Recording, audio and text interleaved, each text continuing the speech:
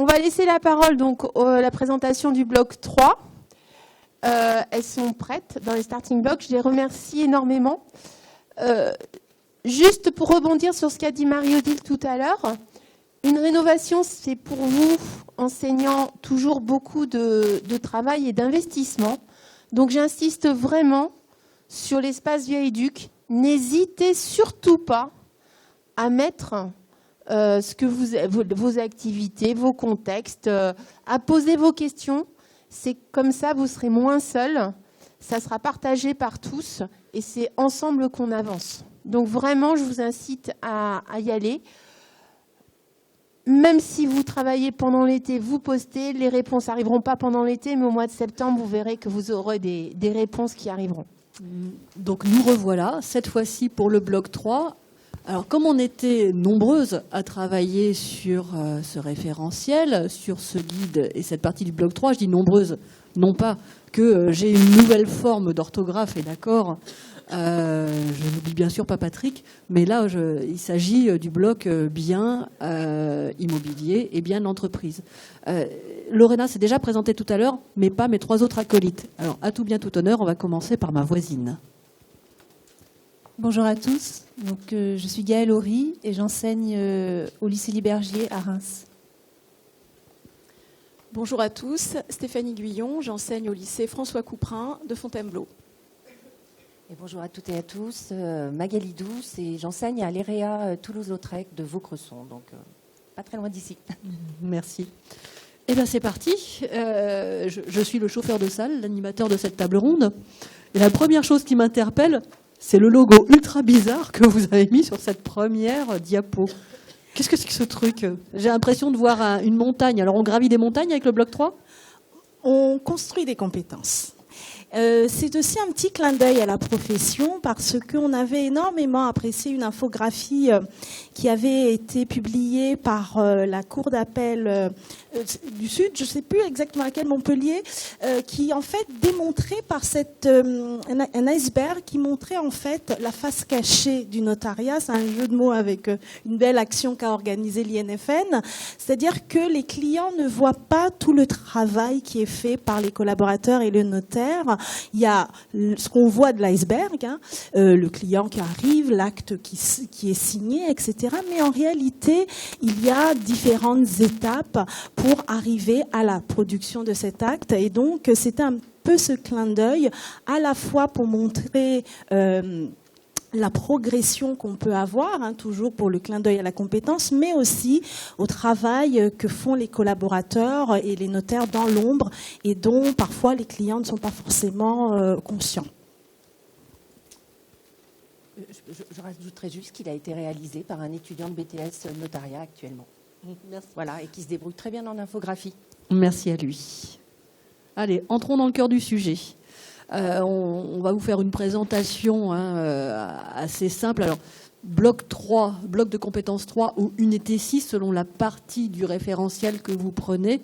Nous, on a pris l'habitude de dire bloc 3, peut-être qu'après, dans vos établissements, dans vos équipes, vous direz unité 6 ou vous l'appellerez peut-être par le numéro de l'épreuve.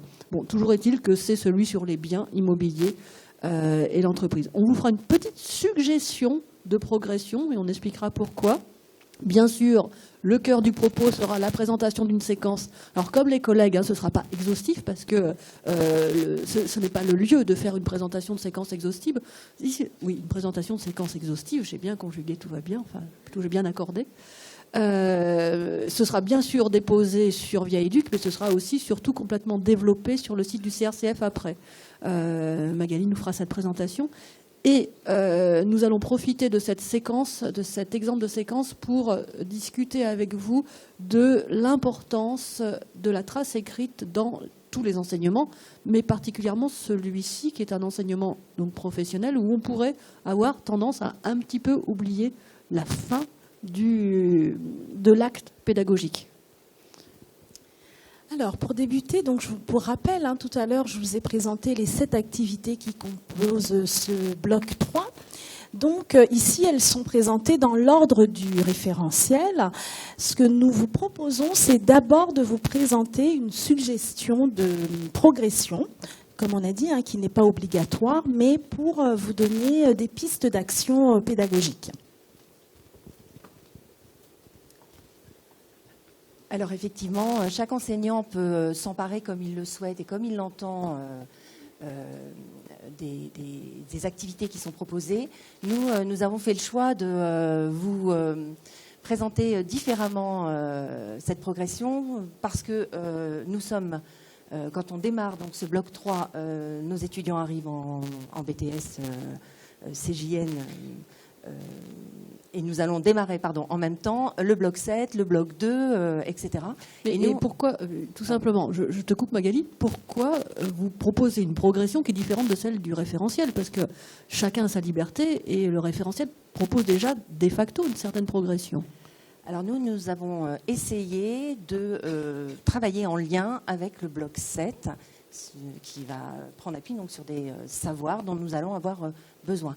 Et on s'est dit que quand il démarre, le bloc 7 commence tout juste aussi comme le nôtre et on est un petit peu embêtés. Donc bien sûr, on démarre par la première activité, pratique des opérations immobilières, parce que cette activité irriguera toutes les autres activités de ce référentiel.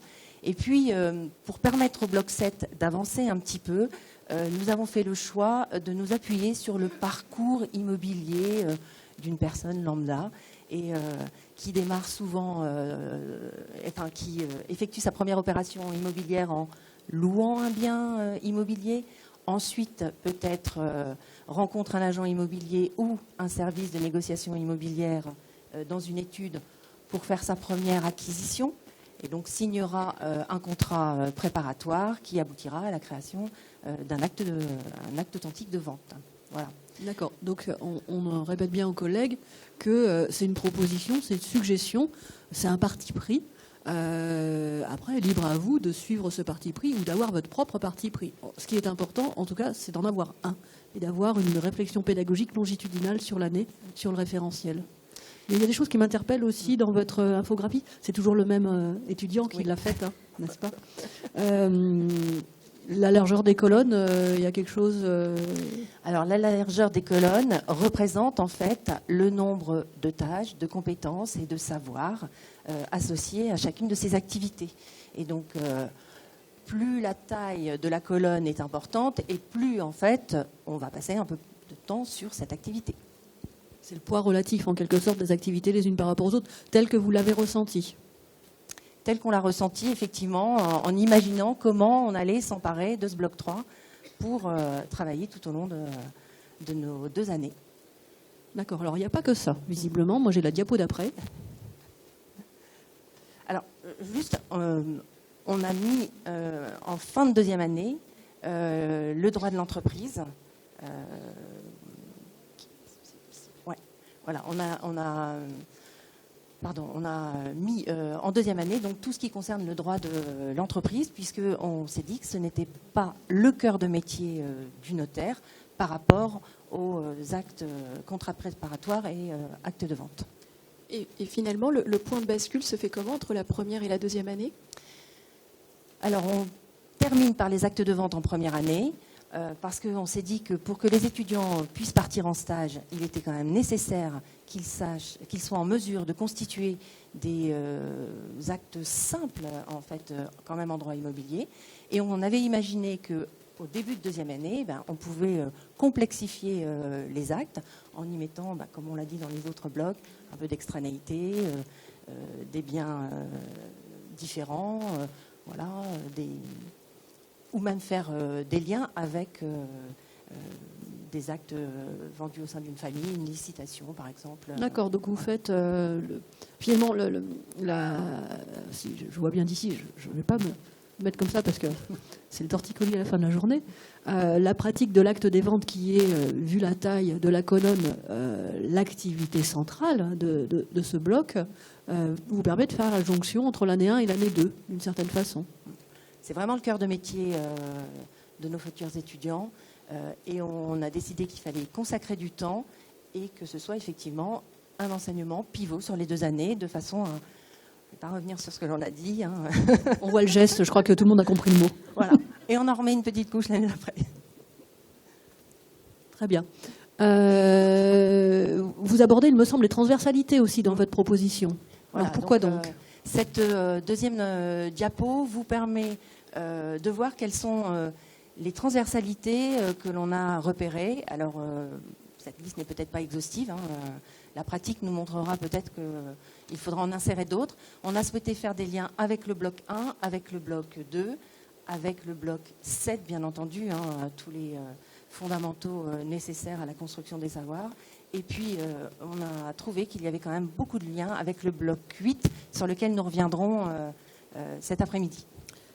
Cette version du infographié, non, ça c'est très moche, ça ne doit pas exister. En fait, cette version, cette jolie version de la proposition de progression, vous ne la retrouverez pas telle qu'elle dans le référentiel, ça ne rentrait pas, mais par contre, elle sera déposée dès demain sur Via Éduc.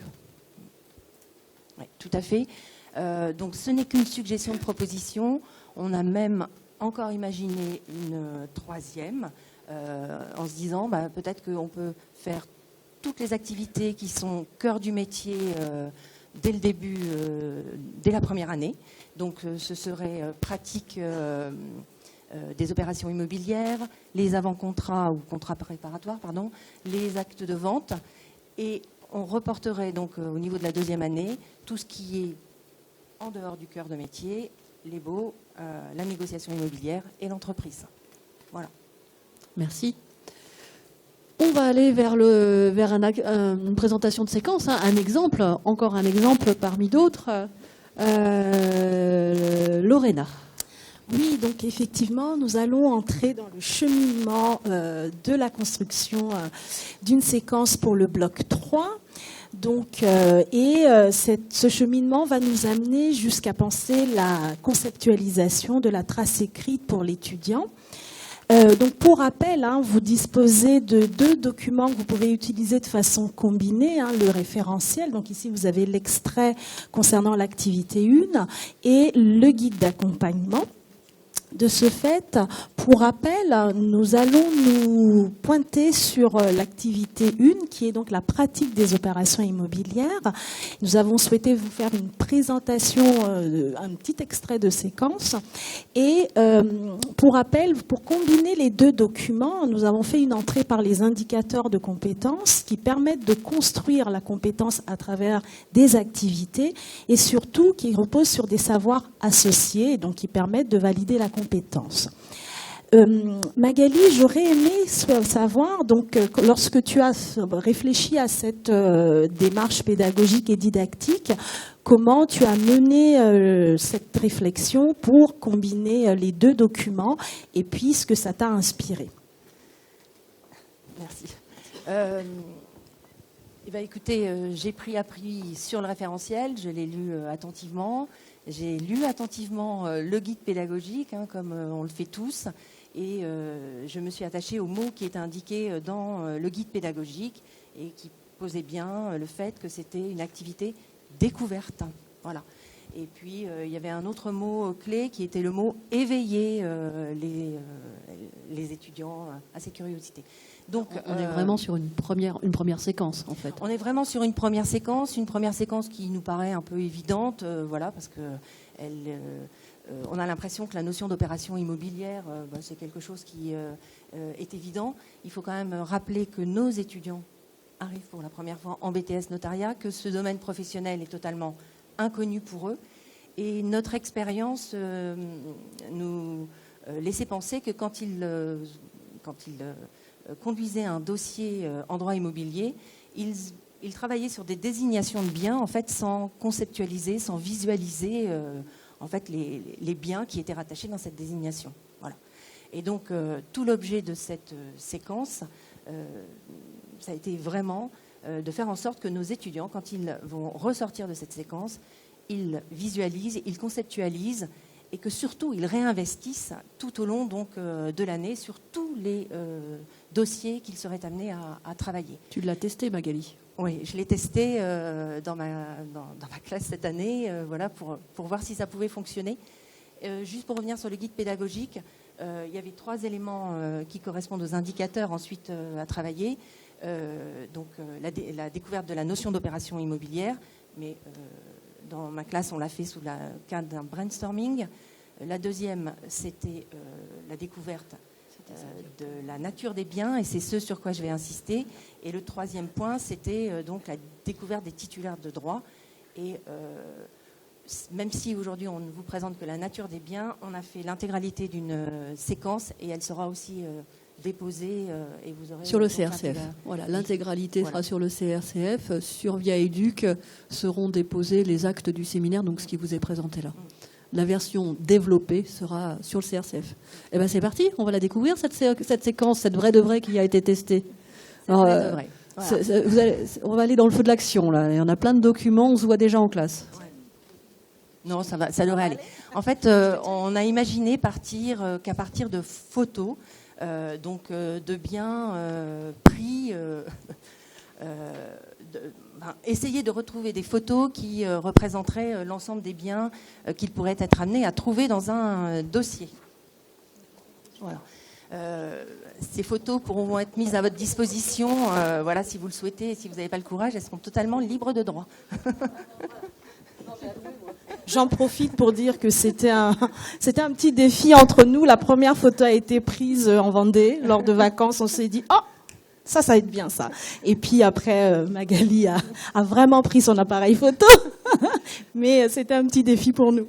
Alors bien sûr, cette séquence, elle va dépendre de la classe que l'on a, des effectifs que l'on a. Certains d'entre vous ont des effectifs à 15, à 24, à 35 et voire plus. Nous sommes en tout début de première année, donc il y a quand même parfois du surbooking dans certaines sections. On ne peut pas, je pense, imaginer cette séance dans une classe entière. Voilà. Donc l'idée, c'est peut-être de déposer des photos sur une table, de proposer à chacun de ces étudiants de venir s'emparer d'une photo, de l'observer et de faire la description de cette photo devant l'intégralité de la classe. L'idée, c'était que l'enseignant s'empare de la description des étudiants pour qualifier, lui, le bien, utiliser les mots. Moi, mes étudiants ont, par exemple, dit, quand ils voyaient un ensemble immobilier ou un immeuble, appartement. Voilà. Oui, appartement, ils connaissent, mais peut-être qu'ils ne savent pas qualifier la notion. Certains ont dit copropriété, et puis ça a permis de pouvoir aller vers une copropriété verticale et puis horizontale. Je sais pas si, vous avez posé des mots de concept sur des choses qui pouvaient être exprimées autrement par le commun des mortels. Exactement. Vous avez transformé le commun des mortels en collaborateur juriste notarial. Et comme au fur et à mesure, on travaillait sur la trace écrite, chacun des étudiants venait déposer sa photo au tableau, par rapport donc au bien qui avait été qualifié ou au terme qu'eux avaient évoqué. On peut imaginer en remettre une deuxième couche, c'est-à-dire redistribuer une nouvelle série de photos. Et en tout cas, dans la classe, les étudiants s'en sont vraiment emparés, sont venus reprendre des photos et sont revenus à tour de rôle décrire leur... Ça a duré combien de temps dans ta classe ? Ça a duré, je dirais, 20-25 minutes parce que... Mais avec les photos déjà prises, enfin les photos que tu as apportées. En fait, comme c'est la première séance, les photos étaient déjà prises. Mais quand j'ai eu terminé ma séance, ma collègue qui est ici dans la salle s'est trouvée avec le tableau qui était encore devant elle. Elle allait, démarrer les VFA, puisque c'était des étudiants de deuxième année. Elle allait démarrer les VFA et elle a rebondi immédiatement sur ce que j'avais fait en disant écoutez, là, maintenant, vous allez, à partir d'aujourd'hui, observer un peu différemment votre environnement entre votre domicile et le lycée et me repérer tous les programmes immobiliers sur votre trajet.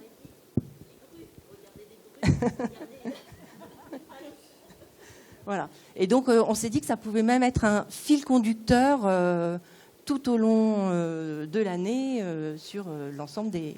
On pourrait imaginer comme ça, comme tu dis, il fallait qu'ils repèrent sur leur trajet quotidien, mais on pourrait imaginer que, quelque part, ils alimentent cette banque de photos avec peut-être des biens, des opérations immobilières un peu particulières qu'on n'a pas forcément juste sous la main à côté de chez soi. Tout à fait. Bon, parce qu'il fallait aller chercher un champ quelque part. Il y a du rural là aussi dans notre bloc. Oui, il y est. Hein.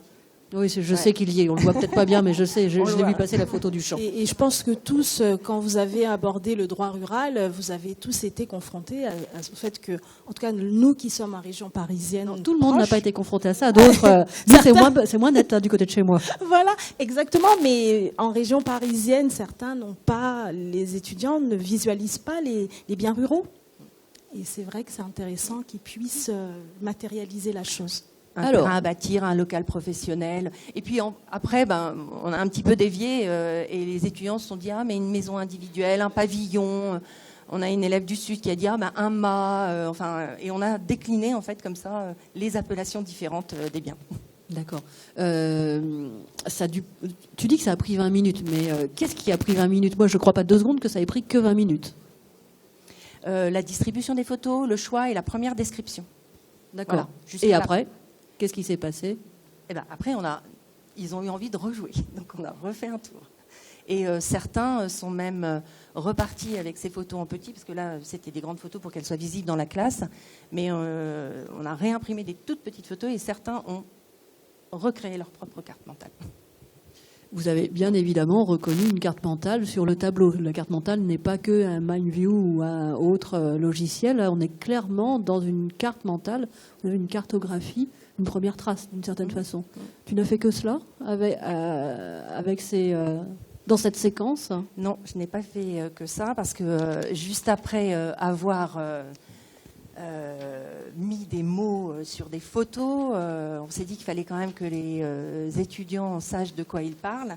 Et on a créé un jeu de memory. Donc chaque étudiant s'est emparé d'un mot et allé chercher une définition.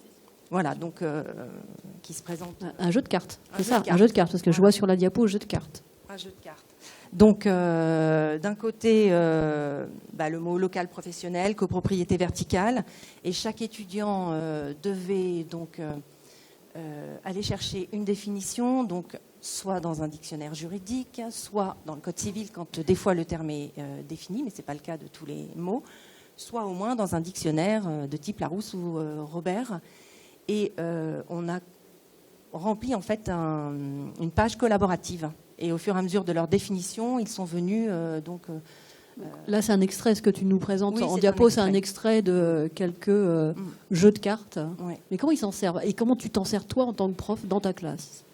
Alors, dans ma classe, nous, on s'en sert parce qu'on travaille un peu avec ça sur l'ensemble des notions.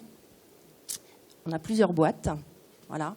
La boîte des mots qu'on ne connaît pas, la boîte des mots qu'on connaît un peu et la boîte des mots qu'on ne connaît pas du tout. Voilà. Donc ça peut paraître effectivement un peu enfantin. Ça fonctionne, je vous assure, pas mal avec les étudiants. Et surtout, l'objectif, c'est pas qu'on joue en classe systématiquement, c'est que eux, ils s'emparent de cet outil comme un outil d'apprentissage, de révision. Voilà. Et le but du jeu, c'est qu'il n'y ait plus de mots dans la boîte des mots qu'on ne connaît pas. Exactement. Du tout. Exactement. Voilà. Et donc, chaque chapitre est enserré dans un élastique.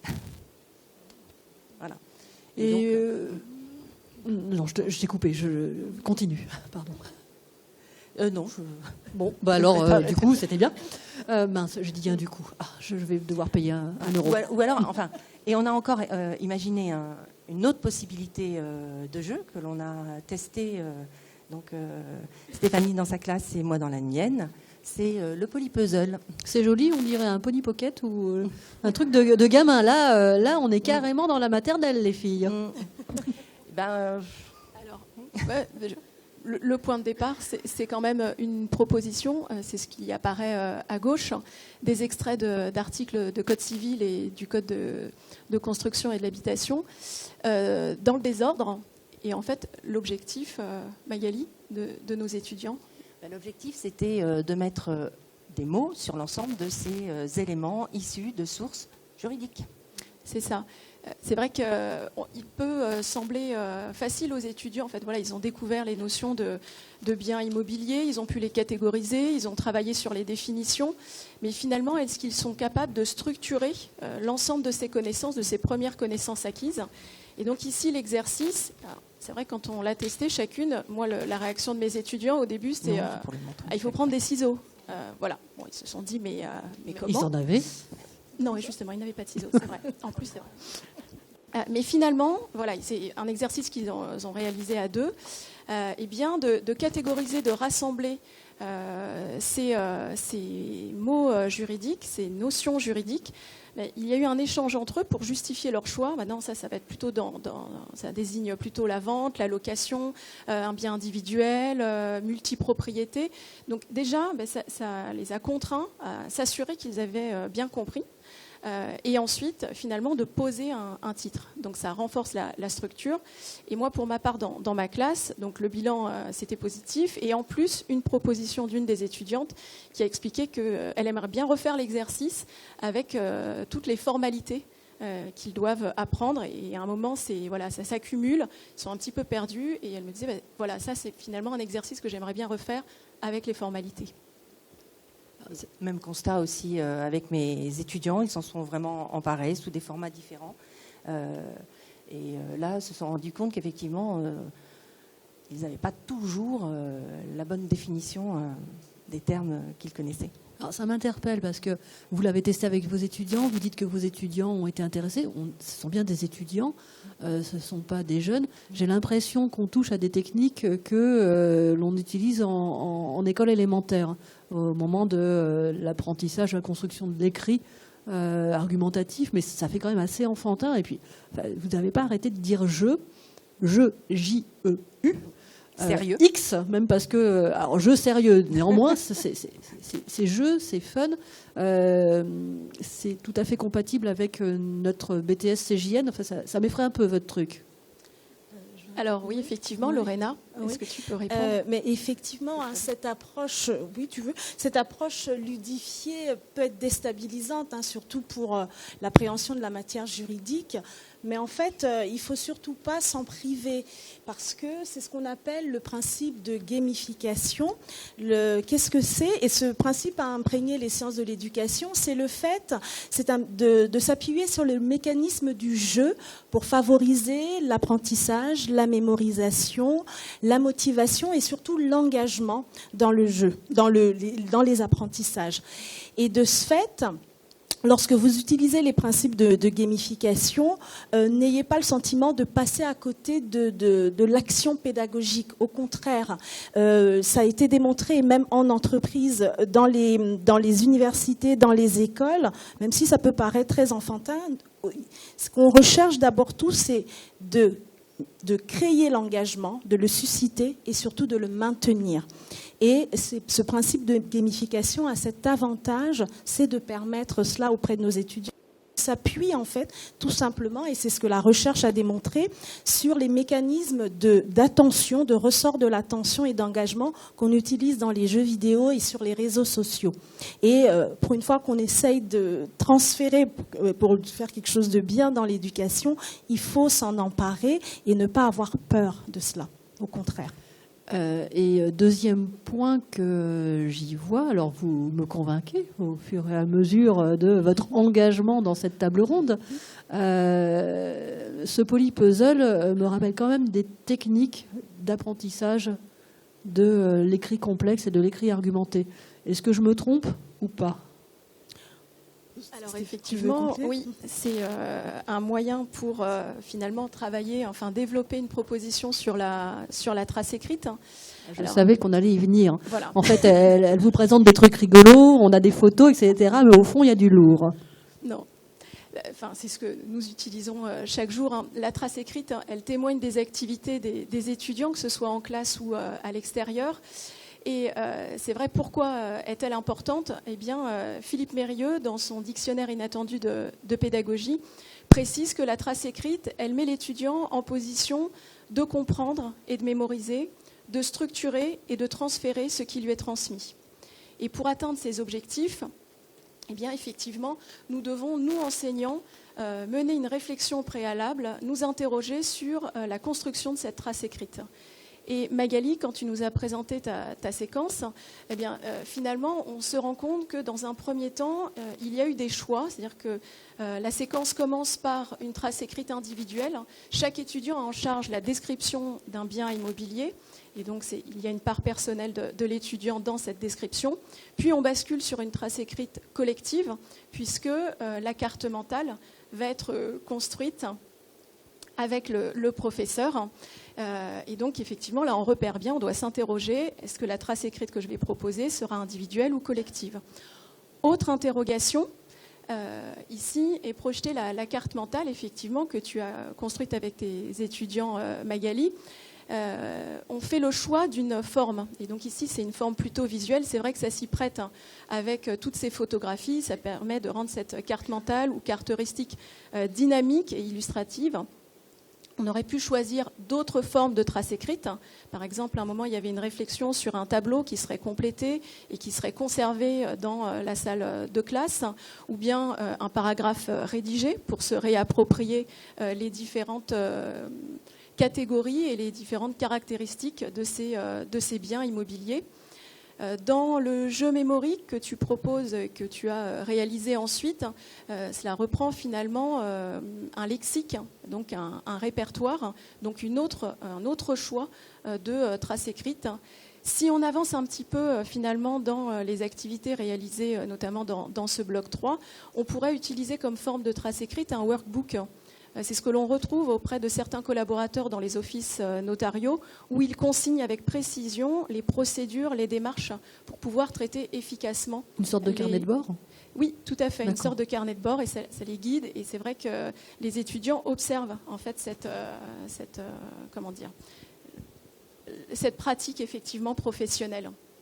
Donc c'est une autre idée de forme de trace écrite.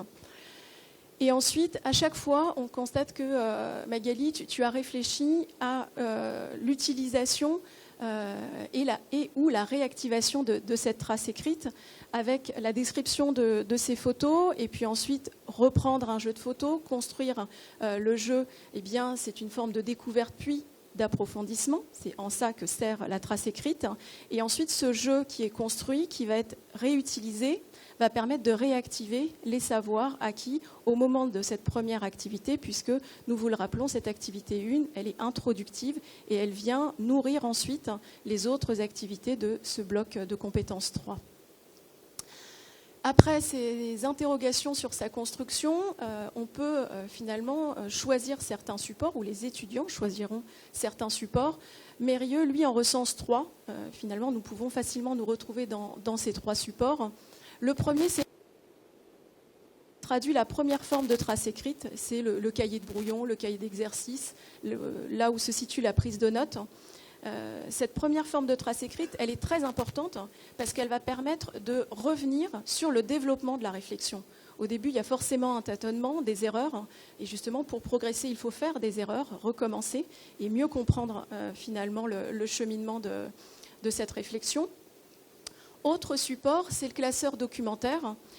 L'idée ici, c'est que nous encourageons nos étudiants à être curieux et donc à mettre en œuvre une veille informationnelle, puisqu'il faut finalement leur permettre de prendre de la distance par rapport à nos propositions, aller collecter de l'information. Alors ce sont par exemple les publications du CSN sur le site notaire.fr, les publications par exemple sur le site Notaire du Grand Paris, il y a un guide de la copropriété, et donc eux-mêmes peuvent s'émanciper intellectuellement et venir compléter nos propositions, prendre un petit peu de recul. Et tout simplement aussi dans la presse, si on fait référence au journal Le Monde, son site internet, il y a une journaliste, Raphaël Rivet, qui publie régulièrement des articles qui relatent des affaires judiciaires, mais qui illustrent parfaitement ce que nous pouvons étudier en droit de l'immobilier ou droit de la famille. Et c'est important qu'ils se rendent compte de leurs apprentissages, que c'est bien une formation juridique et qu'ils ont un autre regard beaucoup plus approfondi que n'importe quel lecteur, par exemple, de ce journal. Enfin, dernier support, le carnet de synthèse. Ça, c'est vraiment ce qui conduit à l'acquisition des savoirs. C'est ce qui va permettre à l'étudiant de penser par lui-même et justement de transférer ensuite ce qu'il a appris. Ça doit être un travail synthétique et systématique. Voilà. Et finalement, en conclusion, si on reprend, ça a déjà été dit, donc je vais aller très vite. Quelles sont les fonctions de la trace écrite? Eh bien, c'est un outil de conceptualisation, reformuler ses savoirs, puisque finalement, ce qui se conçoit bien s'énonce clairement, se réapproprier ces démarches et ces notions juridiques, parce qu'effectivement, ce sont des opérations mentales pour pouvoir finalement relier les savoirs, les compléter, les distinguer aussi parfois. Cette trace écrite, c'est un vecteur de mémorisation. Par exemple, la carte mentale proposée par Magali, ça permet de s'adapter aux préférences sensorielles de nos étudiants, pour ceux qui sont plus visuels, ou pour les kinesthésiques, eh bien, ça passera finalement par la réécriture de paragraphes et donc faire le chemin inverse de la carte mentale, je bascule à un paragraphe rédigé. Évidemment, pour que ce soit un vecteur de mémorisation, la trace écrite requiert plusieurs qualités. Elle doit être fiable, compréhensible et organisée. Ensuite, ça nous l'avons largement dit, c'est un outil de réinvestissement. La construction des savoirs, elle passe par des enrichissements successifs et progressifs. Et donc, je ne le dis pas, mais vous avez compris que c'était l'un des mots-clés du jour. La progression spiralaire, je le dis quand même. Voilà. Et enfin, évidemment, plus on encourage nos étudiants à écrire, plus ils vont améliorer leur expression écrite. C'est une qualité fondamentale pour eux-mêmes et aussi qui est réclamée par les professionnels. Merci. Vous avez compris qu'on a lourdement appuyé sur le fait qu'on réinvestissait, effectivement, mais notre rôle était aussi de lourdement appuyer sur le fait que quand vous allez construire vos séquences pédagogiques, vous allez construire vos progressions, pensez également à la progression de cette compétence presque scolaire de la maîtrise de l'écrit, de la maîtrise de leur outil de travail. On est dans un BTS pour lequel la maîtrise de l'écrit est peut-être l'outil principal, beaucoup plus que, je ne citerai pas d'autres BTS, mais c'est fondamental dans le notariat, c'est fondamental pour un collaborateur juriste notarial. Donc si sur cet exemple, pour ce séminaire de lancement du nouveau BTS CJN, on a choisi de travailler sur la trace écrite, c'est bien pour cela, c'est pour vous encourager dans vos progressions de faire attention à ce travail et à faire ce travail à vos étudiants pour qu'ils gagnent en autonomie professionnelle après. Donc merci à vous toutes.